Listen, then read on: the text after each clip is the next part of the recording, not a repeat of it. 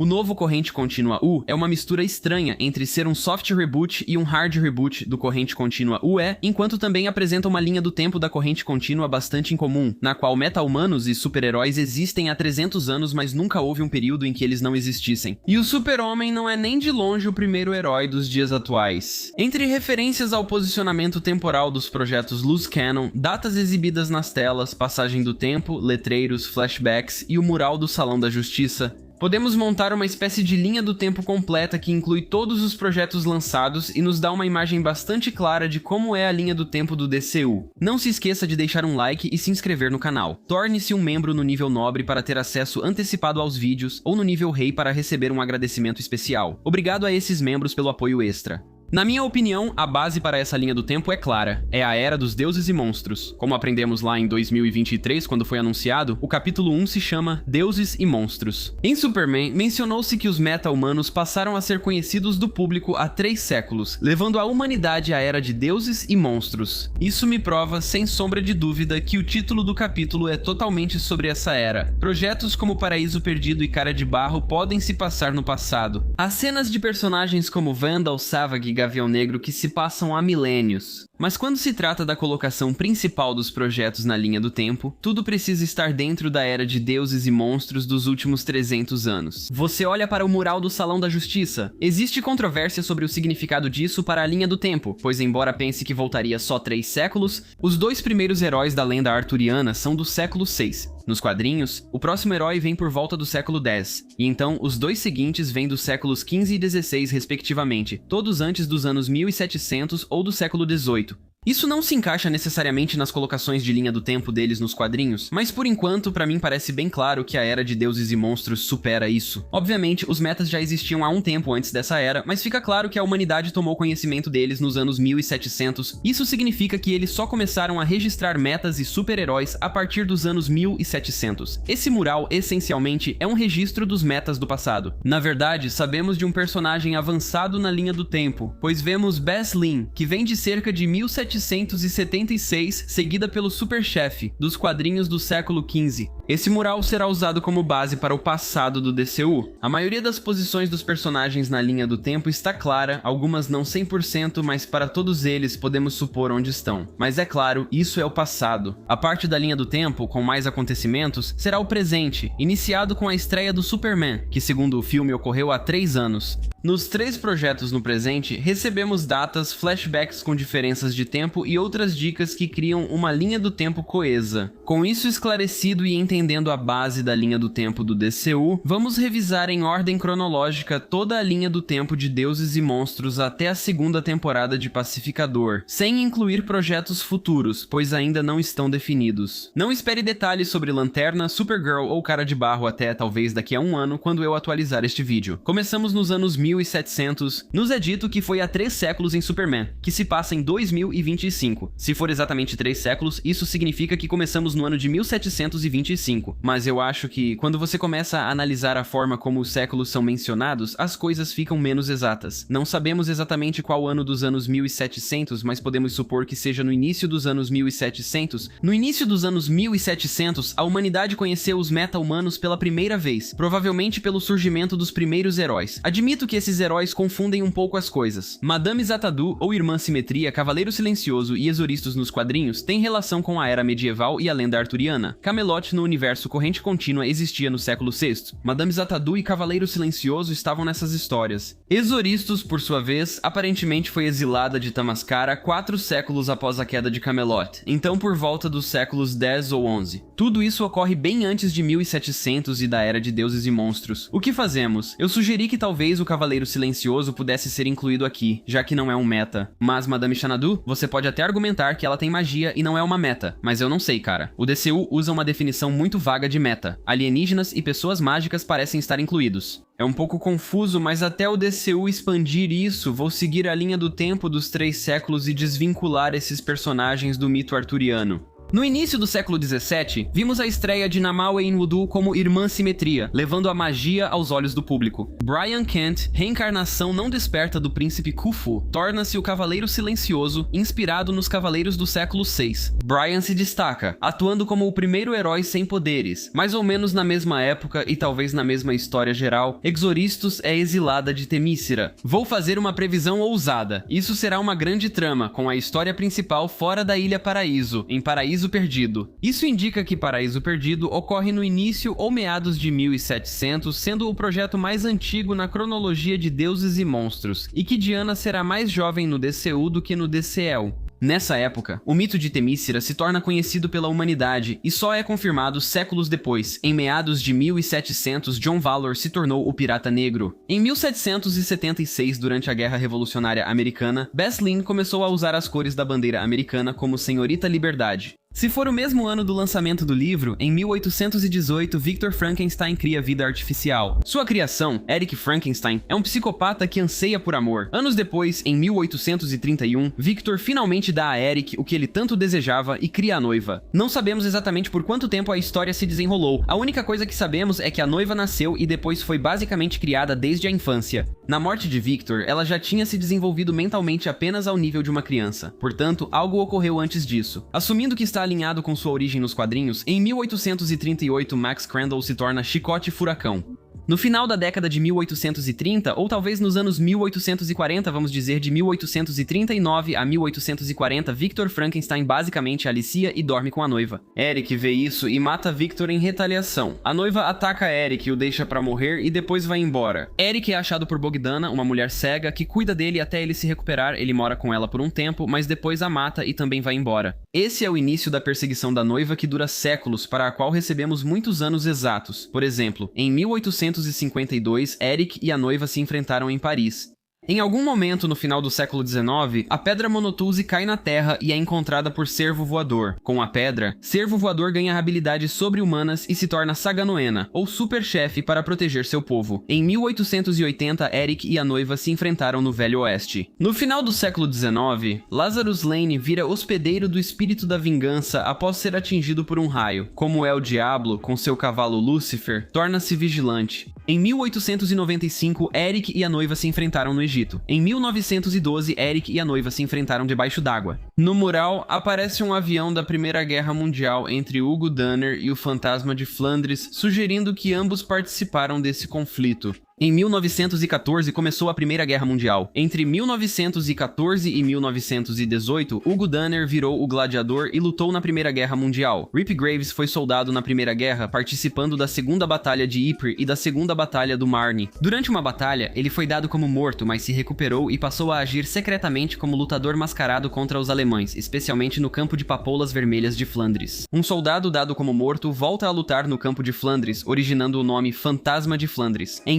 1923, Eric e a noiva se enfrentaram em uma apresentação de Showgirl. A inclusão do Sandman neste mural após a Primeira Guerra Mundial faz alusão à história dos quadrinhos, em que Sonho dos Perpétuos foi preso em 1916 e, para compensar, o universo concedeu seus poderes a outros na Terra, como Wesley Dodds. Isso se aplica aos heróis pulp dos anos 1930, e ainda existiam meta-heróis até a Segunda Guerra Mundial. Acho que Sandman foi adiantado na linha do tempo em relação à sua estreia nos quadrinhos. Então, no início dos anos 1930, digamos, Wesley Dodds se tornou o Sandman. Depois de competir nas Olimpíadas de 1936 ao lado de Lydie Lawrence, William Everett logo ganhou superpoderes e se tornou o Homem Incrível. Em 1938, Giovanni Zatara estreou como um mágico combatente do crime. Em 1939 começou a Segunda Guerra Mundial. Ao mesmo tempo, houve um boom nas atos heróicos de meta-humanos, com mais pessoas ajudando na grande batalha pela moralidade da Era dos Deuses e Monstros. A segunda parte do mural parece retratar os anos 1940, mostrando navios de guerra e aviões que simbolizam a guerra. E para ser mais específico, acho que o navio que vemos aqui representa Pearl Harbor, e quando os Estados Unidos entraram no esforço de guerra em dezembro de 1941. Assim, Libby Lawrence, Bulletman, Bullet Girl e Max Mercury aparecem antes ou por volta desse período. Os demais vêm depois.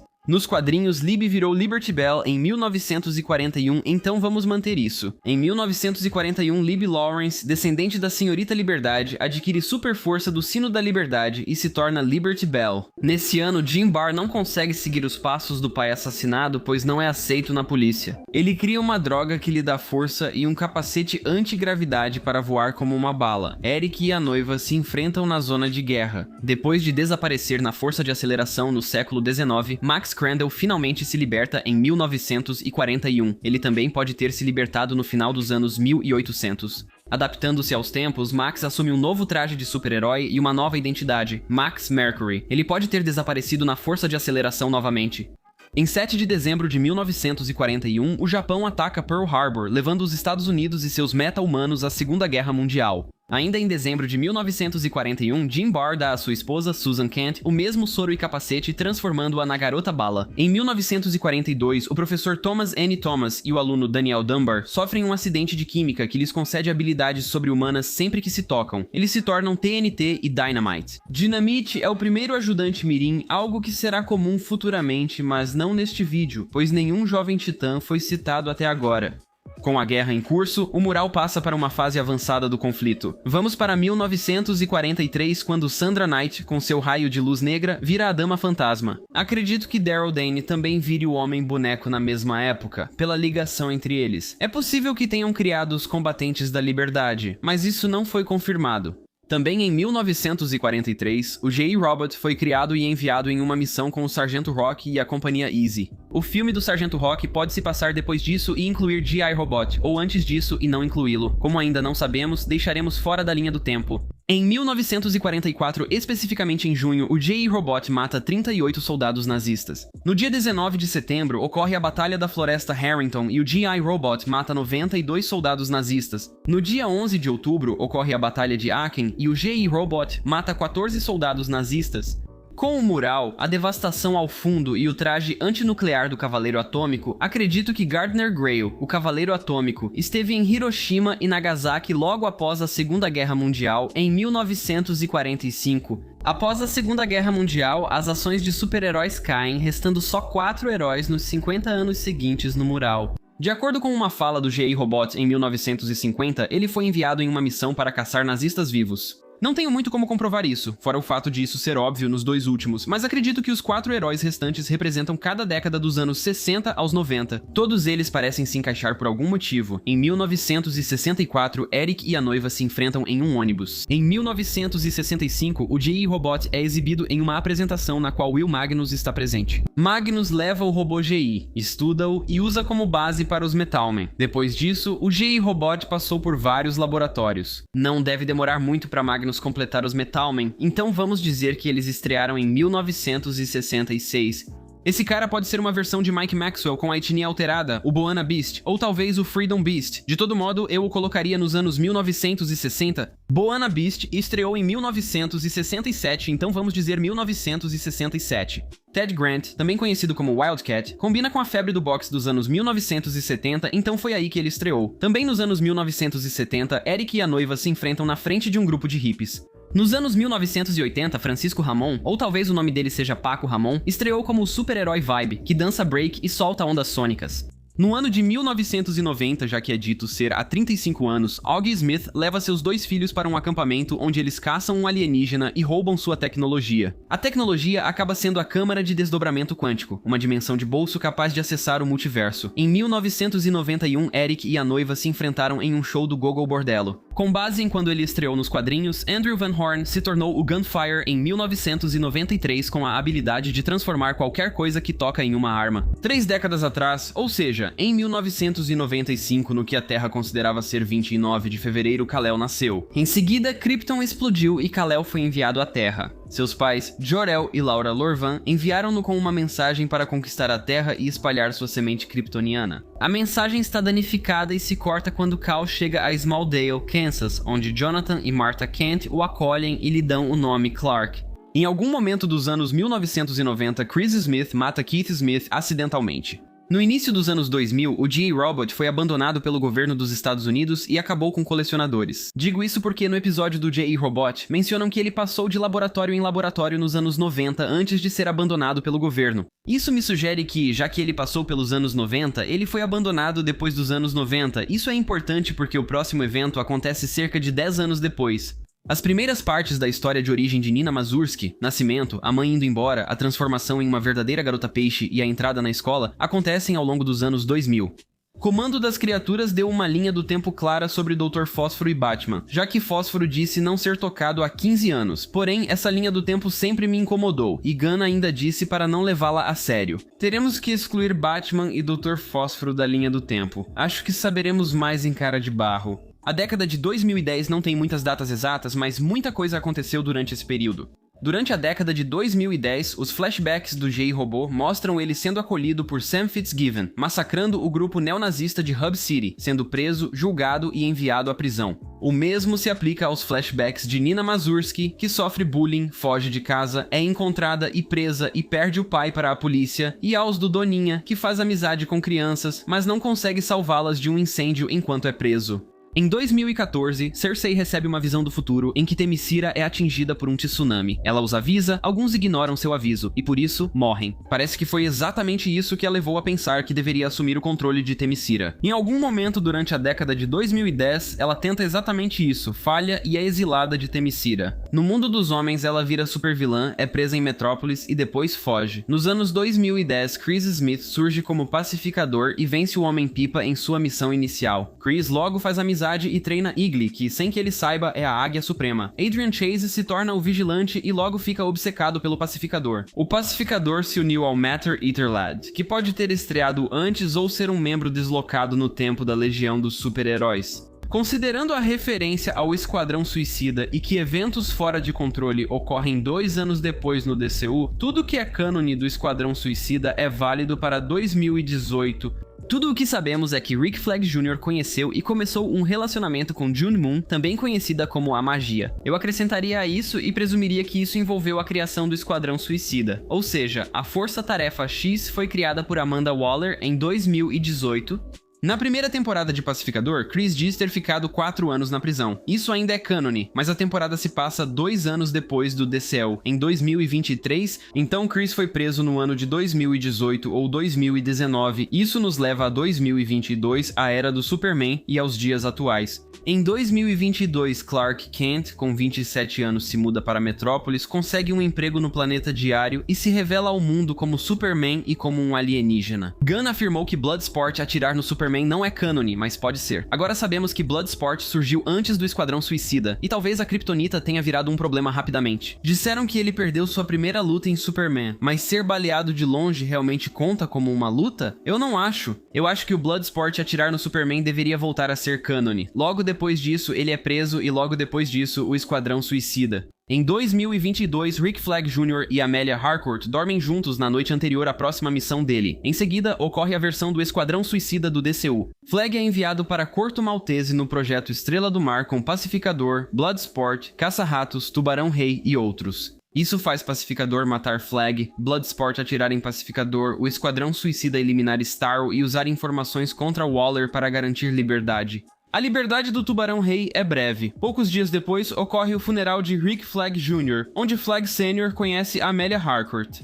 Meses depois, já no início de 2023, acontece a versão do Pacificador no DCU. Por causa de uma camiseta que vemos uma garota usando, podemos deduzir que o Flash estreou em algum momento antes desses eventos. Pacificador une-se aos agentes da Argus e depois ao Vigilante no Projeto Borboleta, uma invasão alienígena secreta. Durante a jornada, Pacificador enfrenta o Mestre do Judô. O grupo vira uma turma bem unida chamada 11 da Rua 11 e mata seu pai, o Dragão Branco. Antes do final de Pacificador, no início de 2023, Mr. Terrific, Guy Gardner, Mulher Gavião e Scoop Girl estrearam. Os 3 primeiros formaram a Gangue da Justiça.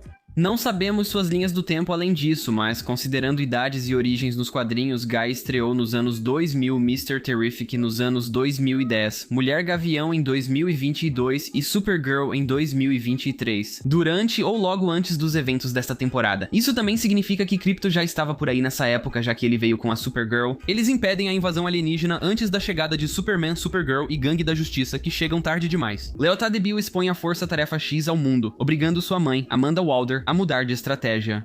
Em Superman, dizem que ele já faz isso há anos. Então, em 2023, a corporação Luthor começa a vender armas de Boravia a preços muito baixos, iniciando sua missão de eliminar o Superman.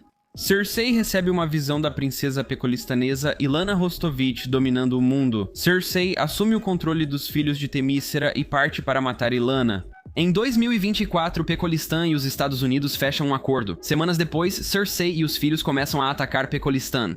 Tendo mudado de posição, com a pressão dos Estados Unidos e do público em seu encalço, Amanda Waller concorda em não usar humanos em sua força-tarefa. Em vez disso, ela vai se limitar a não-humanos. Ela designa Rick Flag Sr. para liderar a Força-Tarefa M, ou Comandos das Criaturas. Todos os eventos de Comandos das Criaturas ocorrem em 2024.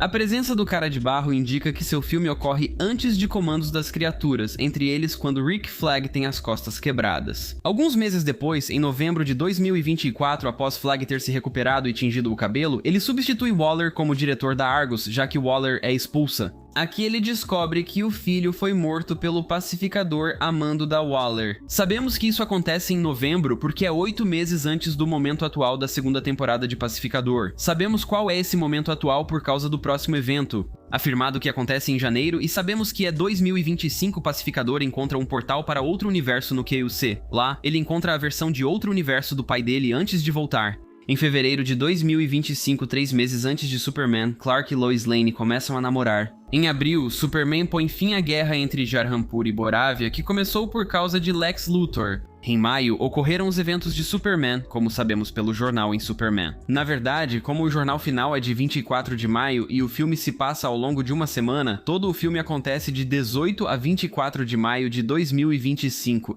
Em algum momento antes desses eventos, o seguinte teve que ter acontecido. Lex criou Ultraman e o engenheiro Rex Mason virou o Metamorfo, o que ocorreu anos atrás, pois ele teve um filho depois.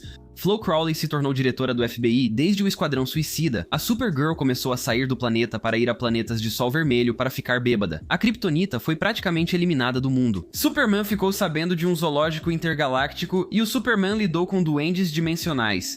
O tempo do barco de Chris e Harcourt teria ocorrido em maio ou junho de 2025, cerca de um mês antes dos eventos da segunda temporada de Pacificador. Com base em ser 6 meses após janeiro, a segunda temporada de Pacificador ocorre em julho de 2025, mas acredito que termine em agosto, pois algumas semanas devem se passar durante a temporada. Então, em agosto de 2025, a Salvação foi fundada e a Checkmate também. Em algum momento antes desses eventos, Coelho Branco estreou e Sasha Bordeaux se tornou uma ciborgue. Entre Superman e Pacificador, a Gangue da Justiça iniciou seu recrutamento. Ainda não sabemos quando Batman, Mulher Maravilha, Hal Jordan e outros heróis apareceram. Essa linha do tempo estava claramente muito focada em Comandos das Criaturas, Pacificador, Superman e os heróis do mural, obviamente. Se eu atualizar em um ano, essa linha do tempo ficará cheia de informações sobre Lanterna Verde, Batman e Supergirl. Também não inclui Besouro Azul, pois ainda não houve referência ao filme. Se, como outros projetos Loose Cannon, sua linha do tempo for adiada 2 anos, Besouro Azul se passaria em 2025, na mesma época que Superman. Mesmo que Besouro Azul faça parte do canon e tenha ocorrido nesse período, o evento mais recente do DCU provavelmente aconteceu em agosto de 2025. Flag Sr. envia Pacificador para a salvação. É mais ou menos assim que a linha do tempo do DCU está neste momento. O próximo na linha do tempo é Lanternas e depois Supergirl. Muito obrigado por assistir.